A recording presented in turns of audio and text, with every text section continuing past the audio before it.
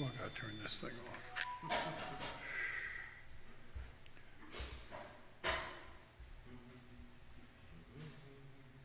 It's a good thing, not a bad thing. Okay. You are live. I hope I am. They're not all live.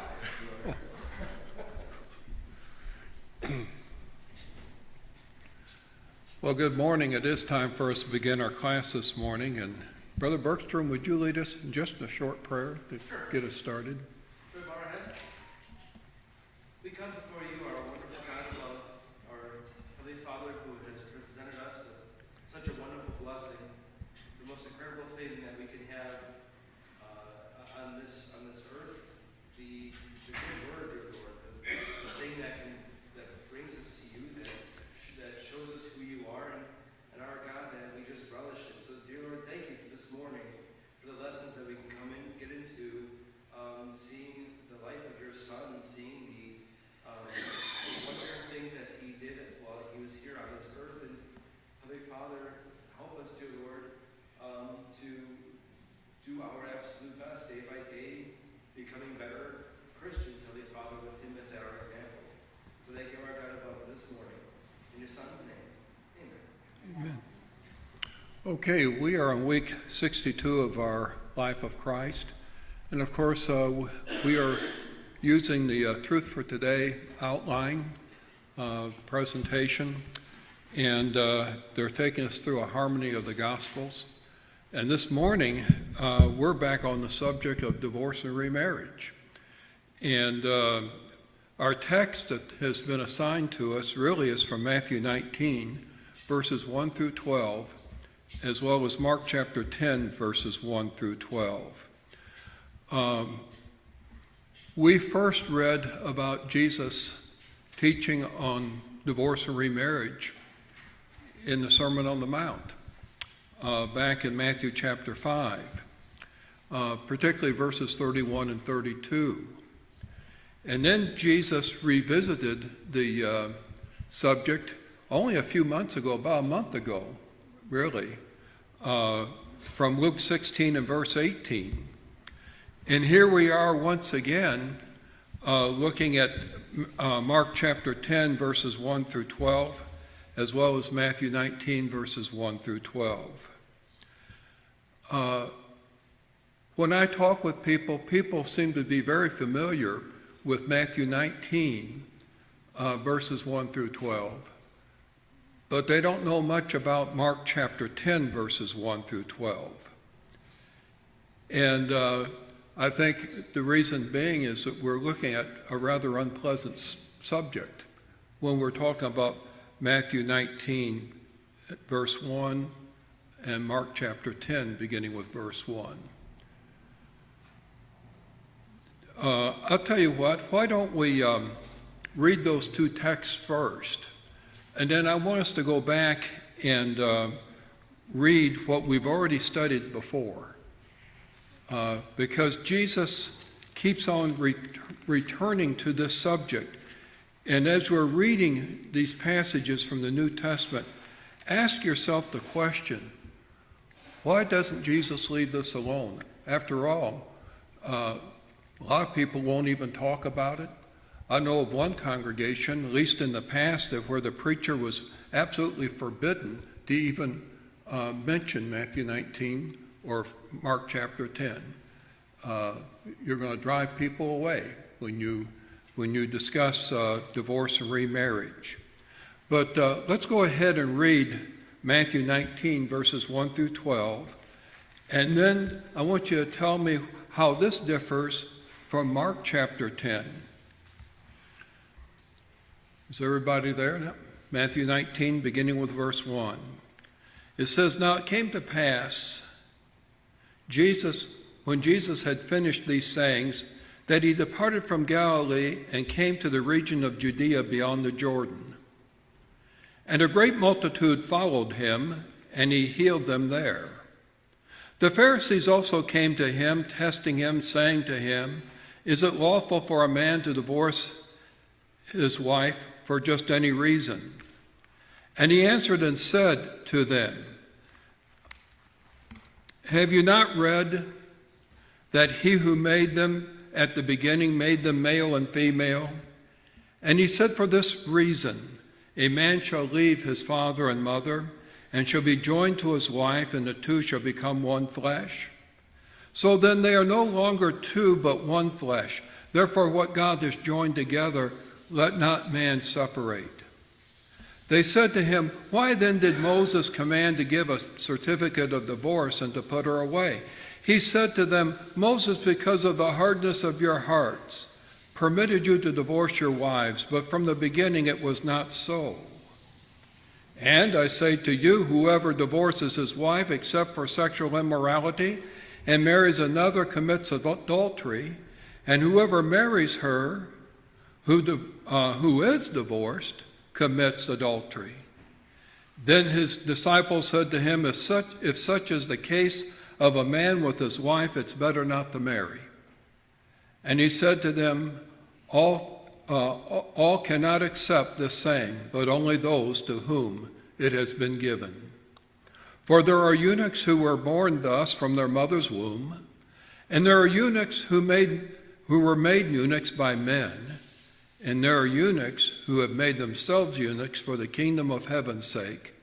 He who is able to accept it, let him accept it. Now I want you to compare this with what we read in Mark chapter 10, verses 1 through 12. And I invite you once again to read along with this same number of verses.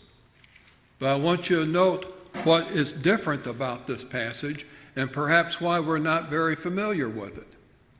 Beginning with verse 1 of Mark 10. Then he arose from there and came to the region of Judea by the other side of the Jordan.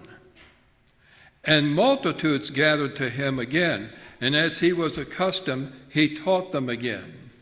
The Pharisees came and asked him, is it lawful for a man to divorce his wife, testing him? And he answered and said to them, what did Moses command you? They said, Moses permitted a man to write a certificate of divorce and to dismiss her. And Jesus answered and said to them, because of the hardness of your heart, he wrote you this precept. But from the beginning of the creation, God made them male and female. For this reason, a man shall leave his father and mother and shall be joined to his wife, and the two shall become one flesh. So then they are no longer two, but one flesh. Therefore, what God has joined together, let not man separate. In the house, his disciples asked him again about the same matter, and he said to them, whoever divorces his wife and marries another commits adultery against her. And if a woman divorces her husband and marries another, she commits adultery. What is the difference between these two readings? And why do you suppose we are familiar with Matthew 19, but not familiar with Mark chapter 10? Yes, well, Kathy, I think, was first. Yes, Kathy? Well, to answer the first question, I think it's pretty much the last verse of Matthew, well, actually, in Mark 10 through 12 is different than Matthew 19, 9 through Okay, very good, very good. What do you see as different in those verses? You mentioned Matthew 19, 9 through 12, compared to Mark chapter 10 and verse 12. What's different? I think what hit me really more was Mark's, where he says, whoever divorces his wife and marries another commits adultery against her. And if a woman divorces her husband and marries another, she commits adultery. Okay, so you're reading verses 11 and 12 of Mark 10. That hit me more, and it made me understand better than Mark 19, 9 through 10. Matthew 19, okay. What do you see as different? Yes, well, first of all, we had Sister Anderson. Yes, well, in Matthew, he talks about whoever divorces his wife except for sexual immortality. Immortality. You'll never get out of that because you'll never die. Immorality, that's right. We have the accept clause, don't we? Yes, Steve? The other thing I noticed very quickly is now the Pharisees came and asked the question, were testing him. And then right after he says, what did Moses say? Well, they actually tell him about Deuteronomy 24. But in Mark's account, Jesus introduces what Moses. Jesus. Yeah, isn't that something? So I think both Sisters Martinelli and Sister Anderson saw the difference, and that is the accept clause. So why are we more familiar with Matthew 19 than we are with Mark chapter 10? Yeah, Matthew 19 gives us an exception. We're looking for the accept clause, aren't we? Now, you say, well, of course, people are looking for a way to get out of unpleasant situations. But what kind of company does that put us in? With the Pharisees. With the Pharisees. And we don't see it. They were looking for a way out.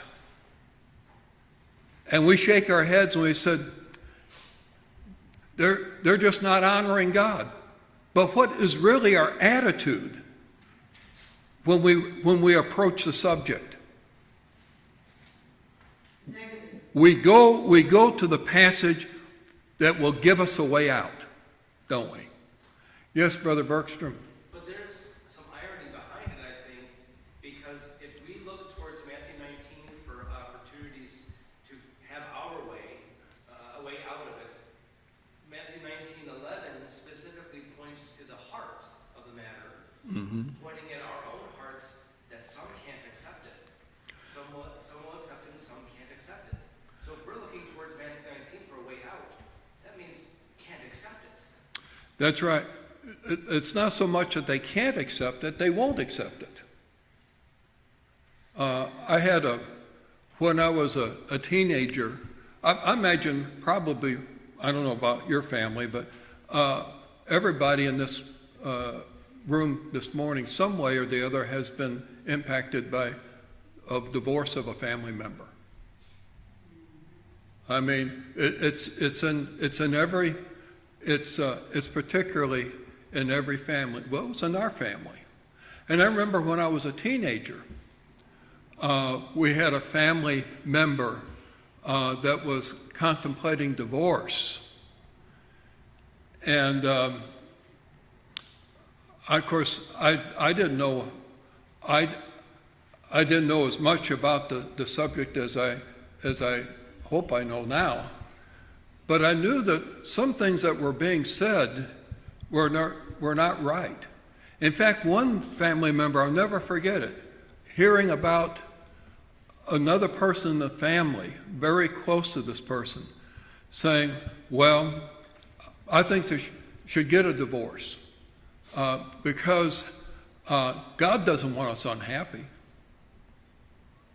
And if this will make them happy, then get the divorce. They're agreed. Both are agreed to the divorce. And I knew that wasn't right. It bothered me a lot. And since it was on my dad's side of the family, it really bothered my dad. And we had quite a bit of discussion concerning that. Well, it's Matthew 5 and Matthew 19 are the two passages that give us the accept clause. Mark, which has the same amount of verses as does Matthew 19, Mark 10, does not have the accept clause. But you know which one really bothers me the most? It's the one in Luke. And I was waiting till today where we could look at all 4 passages to discuss this so that we would be able to compare the passages together. And so what I'd like for us to do is look at Luke chapter 16. Luke's account is only 1 verse. Matthew 5 is 2 verses, verses 31 and 32. And then we have the more detailed discussion both in Mark chapter 10 and Matthew chapter 19. And do you remember when we were studying from Luke 16? Almost just a few days more than a month ago. And what I'd like for us to do is, first of all, pick up a little bit of the context, read that, and then I want us to look at the chapter. And I think you'll see why this passage I find more troubling than the other 3. Let's pick up with verse 14 of Luke chapter 16. I don't know of anybody else that's discussed this. I mean, this is something that through my own reflection of the text. It says, verse 14, "Now the Pharisees, who were lovers of money, also heard all these things, and they derided him." And we'll have to go back and see what these things are.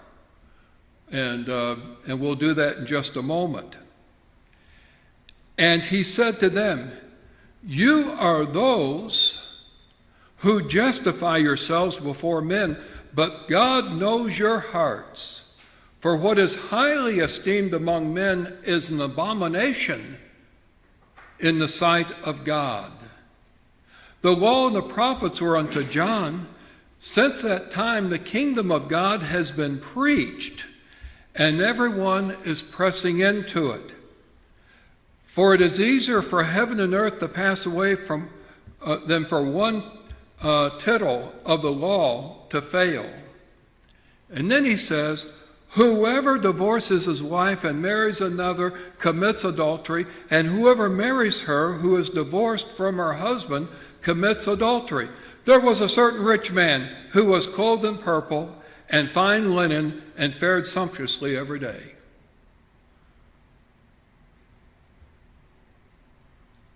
How does verse 18 strike you? Well, in this case, going back to the 14 where it started. But doesn't it seem out of place? It's very like matter of fact. Yeah. Why bring this up? And then you start asking yourself the question, what does this verse have to do with the context? What was it that in Jesus' discussion that triggered verse 18? Yes, brother. In verse 14, when he speaks about for what is highly esteemed among men is an abomination in the sight of God, is he speaking about how they cling so much onto Moses and the law that was provided that Or their traditions. yeah, that they're not paying attention to what. Okay. Well, what is he discussing in verse 14? Justification is one aspect of it. But what does he say about the Pharisees? They're lovers of money. Who's bringing these questions to Jesus? The Pharisees are bringing this question to Jesus. And then how does verse 19 end? What's the subject there? What is a rich man? Pharisee. Yeah, clothed in purple. Well, you might want to get out your dictionary to see the definition of a rich man. What is a rich man?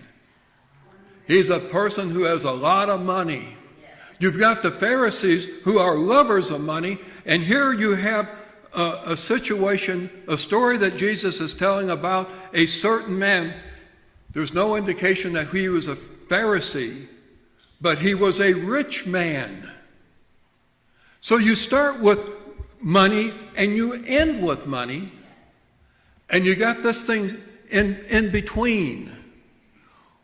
What has been so far the discussion in Luke chapter 16?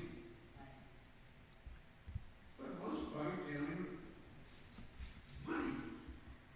Really? Sometimes it helps to look at the text.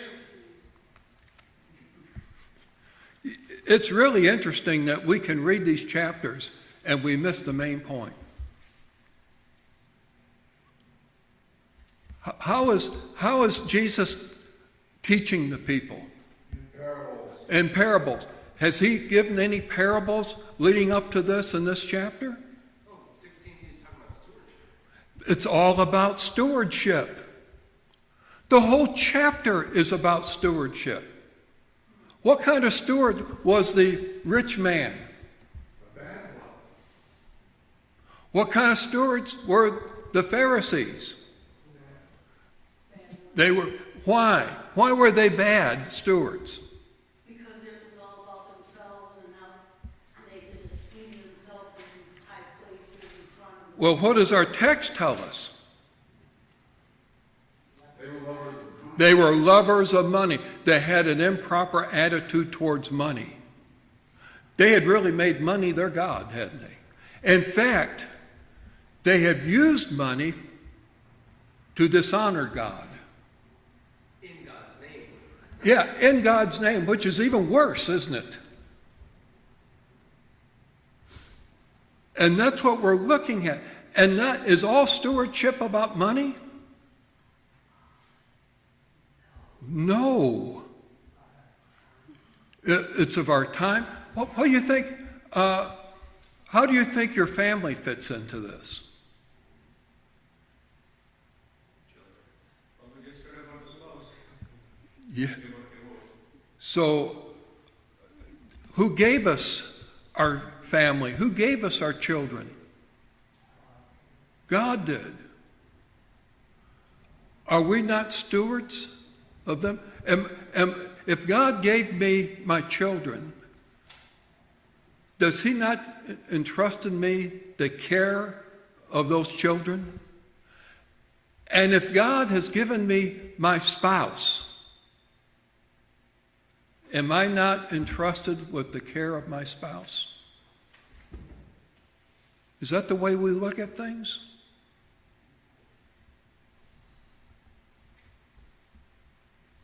Well, this definitely opens our eyes as far as stewardship. It's not just materialism, it's also about caring for your family members and It's a hard issue. Well, it always has been a hard issue, and that comes up in this reading too, doesn't it? It's the hardness of their hearts that they're treating their spouses the way that they do. And this is something that greatly irritates God. And we need to ask ourselves the question, why? What is it that God is seeing in our relationship with our spouse that obviously we're not seeing? Or we would not treat our spouses the way that we do. Yes, Brother Bergstrom? Well, I went a little different thought. If we can't be faithful to our own spouses, what about our faithfulness to our God? And that's where this is going. If we're not faithful to our spouse, how can we be faithful to God? And what is the discussion of all these passages? Even though they may not be in the immediate reading that we have here, it's still in the chapter. What has been the subject of Jesus' teaching overall?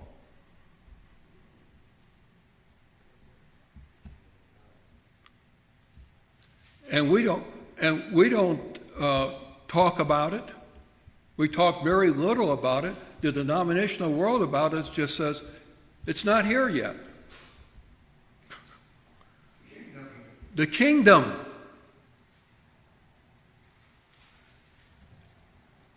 You see, our relationship with our spouses is the way that God trains us, teaches us for the reception of his kingdom. And we refuse to see it that way. Verse 16 is glancing over it but not getting it. Right. I've been guilty about, when you're talking about divorce and remarriage, the only passages that we will even consult are the ones that give us the accept clause. Matthew 19 and Matthew chapter 5. And of the two, everybody knows Matthew 19 because it gives you the right to divorce. And that all goes to the heart of the issue. Yes, well, go with Brother. Well, now that you bring it up, it's fascinating that what's one of the biggest issues between a man and a woman is how different they think, how alien the thoughts are, right? Yeah. And think about the difference between someone in the world and in the church, how different the concepts and thoughts are. So I see what you're saying, and marriage gives an opportunity for the man and woman to come to know each other and to love that person. And a Christian has an opportunity to love God and his thoughts and his way as opposed to the world. So if someone divorces a wife because they can't perhaps agree or learn to accept and love and who she is or he is, vice versa, how can that person come to love God for who he is? If we can't learn to get along with our spouse, how can we get along with church members? Brother Ramazzetti? Yeah. Yeah, we talked about an exception here, except clause. But going back to the Old Testament, how many times Israel and Judah have played a harlot against God and yet Yes. God continue to forgive? So do we as spouses, do we have that? We should be. That's right. You see the heart of God, what Brother Ramazzetti is bringing up. How many times in the Old Testament did God's people play the harlot? In fact, what is described as being the relationship between God and his people? Marriage. It's a marriage relationship. It's a spiritual marriage relationship. Going through all this to prepare his people for the reception of the kingdom. But when Israel was unfaithful, or Judah, did he divorce her right away? No. No. What he did, warned her that was coming, both of them.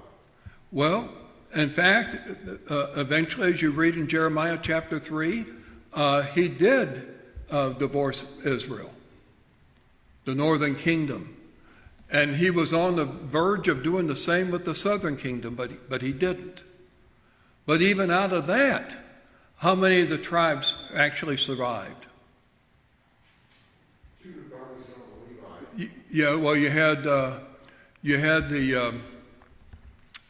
Judah and the half tribe of Benjamin, which became part of Judah. That's all that really survived because people refused to accept this teaching.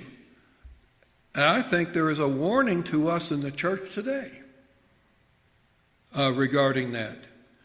I asked you the question, what is this chapter about in Luke chapter 16? And it came up with stewardship. The whole chapter is about it. The first 8 verses is the parable of the unjust steward. And then he warned them about trying to serve 2 masters, God and Mammon, in verses 9 through 13. And then that brings us right up into our immediate context, in which we're only looking at one verse, verse 18, that suddenly appears in the text. I've told you before, whenever I look at a passage and I have questions about it, I never start out by asking, well, what does that mean? Why is it there? And what difference would it make if it were not there? I think that's a very good place to start. And when you start with that, then you start understanding the meaning of the passage from its context.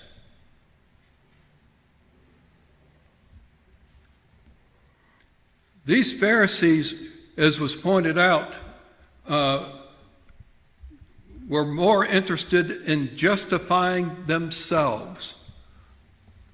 They weren't looking for God to justify. What does it mean to justify? To declare right. They're saying, we're right, we're right. They're looking for Jesus to tell them, you're right. And of course, Jesus is not telling them that, because they can't be right as long as what? Their hearts are wrong. And it's the same thing with us today. We will never be right before God. We will never be right with ourselves until our hearts are right. And that's why Jesus is bringing this up at this particular time.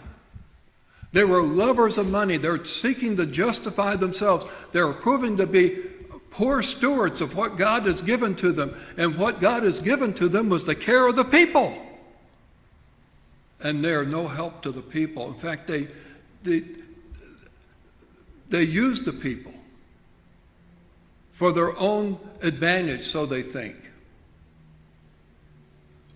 And so once again, Jesus brings up divorce and remarriage. Look at verse 15 once again. And he said to them, you are those who justify yourselves before men, but God knows your hearts. For what is highly esteemed among men is an abomination in the sight of God. So what else is wrong with them?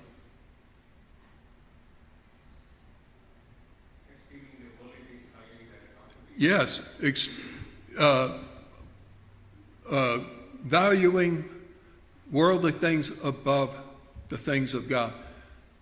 In other words, their value system is messed up. And whenever a person's value system is messed up, it's going to ruin their lives. Whenever that happens, it ruins their lives. Brother Steve? That's what you just say. It goes to James and says, I keep reading the passage he's talking about that they would consider respecting God, consider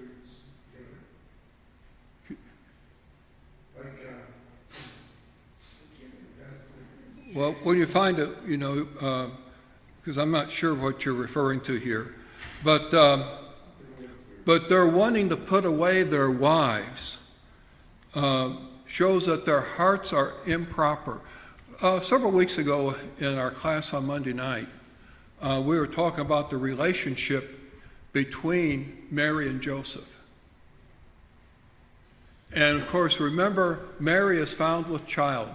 And what was Joseph mindful to do?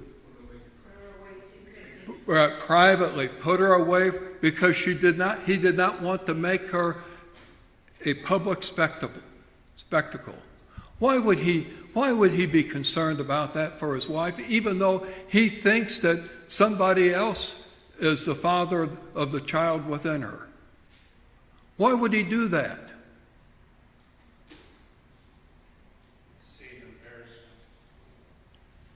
Stoning her. Right? Because It's strange, I'm not hearing the answer. This is what love does.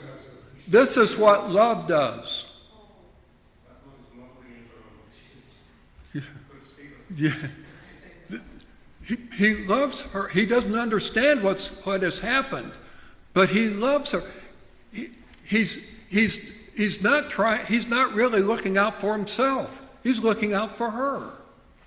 what passage is that? It's in Matthew chapter chapter 1, isn't it?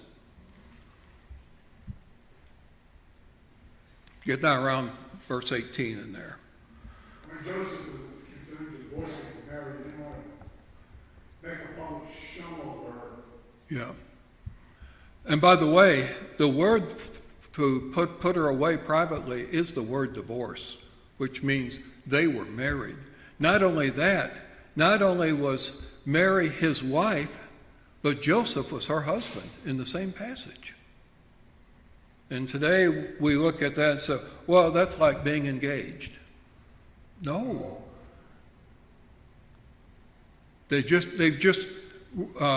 We're not living together as such yet. That's kind of Jewish marriage custom, but they did. Understandable that they don't legally married. I'd like for us to turn to the book of Malachi, because God's people had been warned about this in the second to the last chapter, or the third to the last chapter of Malachi. There are only 4 chapters. But I'd like for you to look at chapter 2. And when you go back and you look at chapter 1,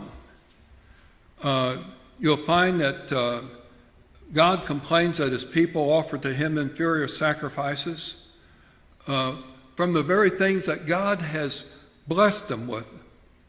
And both the people and the priests prove themselves to be poor stewards of what God has given to them. It's the same principle that we have here. But he also talks about, that is his first grievance. We're in Malachi chapter 2. Malachi chapter 2. And then chapter 1, he's dealing with their sacrifices. Then you get into chapter 2, and I want us to read particularly verses 13 through 17. Look how verse 13 starts out. And this is the second thing you do. He's given you the first thing. Here is the second thing. This is how God feels about it. The second thing that really irks him, makes them angry after their polluted sacrifices, is the treatment of their spouses. And so he says, and this is the second thing you do. You cover the altar of the Lord with tears, with weeping and crying, so that he does not regard the offering anymore. Notice that. He rejects the offering in the first chapter because they're offering up corrupt things, the lame, the blind, and so on. But then even if they offer up good offerings, God doesn't regard that because of their attitude, how they treat their spouses. And so he says, so he does not regard the offering anymore, nor receive it with good will from your hands. Yet you say, for what reason?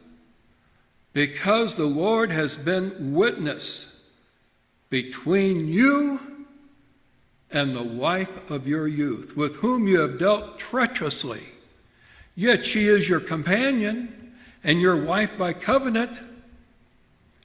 But did he not make them one, having a remnant of the Spirit? And why one? He seeks a godly offspring. Therefore take heed to your spirit, and let none deal treacherously with the wife of his youth. For the Lord God of Israel says that he hates divorce.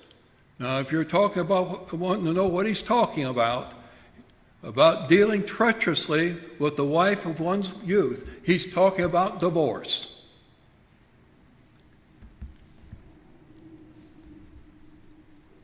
For the Lord God of Israel says that he hates divorce, for it covers one's garment with violence. Man, ever think of divorce as being violent? I understand from those who have gone through divorces, there's just no end to it. It'd be easier if the loved one had died than to have something like this happen. There's no closure. Therefore, take heed to your spirit that you do not deal treacherously. You have wearied the Lord with your words. Yet you say, in what way have we wearied him? In that you say, everyone who does evil is good in the sight of the Lord, and he delights in them, or where is the God of justice? This is an affront to God. And all that we see is how we can be happy. And we don't even think about God. And when we're thinking that way, could there be in that statement a reason why you're facing divorce? Because of how you're thinking?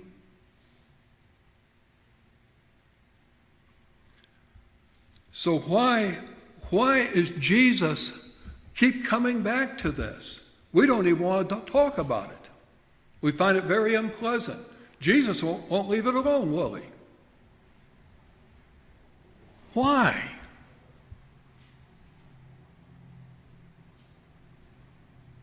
Because it shows the hardness of hearts. Well, we know about the hardness of heart. Because God instituted marriage and he wants the two to be one. Don't we see the connection yet?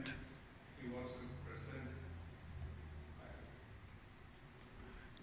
Well, yeah, this all has to do with the church. This all has to do with the kingdom. They're intertwined. We're using exactly the same words. What is the church to Christ? It's bride, right? And so God prepares the world for the church, doesn't he? How does he prepare the world for the church? Marriage. By marriage. He allows people to have the marriage experience.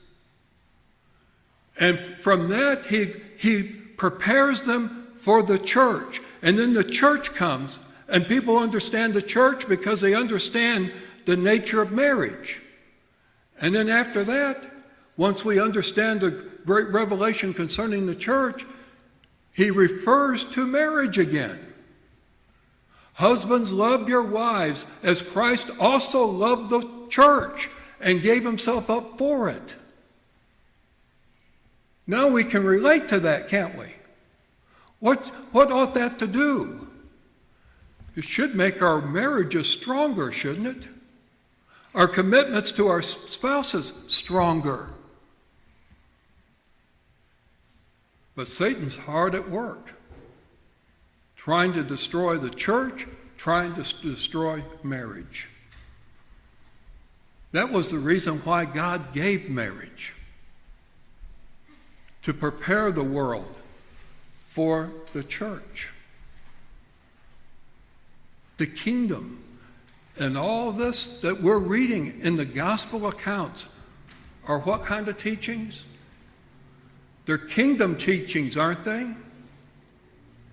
Isn't it interesting? Isn't it sad, really, that we can read through this and still miss the point? We don't even see the reference point. Well, our time is gone. Wednesday night, we will be looking some more. We have another comment? I was Oh, gonna say, like, what does that tell you now about the world of people who can't commit to marriage at all, who can't tolerate people who are different, who think differently or whatever than them, and they don't, I mean, like you said, like, marriage is like a test of commitment and a test of trials and compromise and all those things, and people rather walk away from it than try to work through it and stay committed. they don't work through it because we're becoming more and more secular as a society. And as we become more secular as a society, what's happening to marriage? Marriages are dissolving or Not happening. not happening. And it's sad when church members don't understand this. That's why we're here. This is, it's not just the church and marriage. They're intertwined, each strengthening the other. Well, our time is gone, and appreciate your participation this morning. I ask those questions, and I know sometimes they can be challenging to come up with the right answer or even the right word. But that's how we need to really be thinking about these things. Thank you.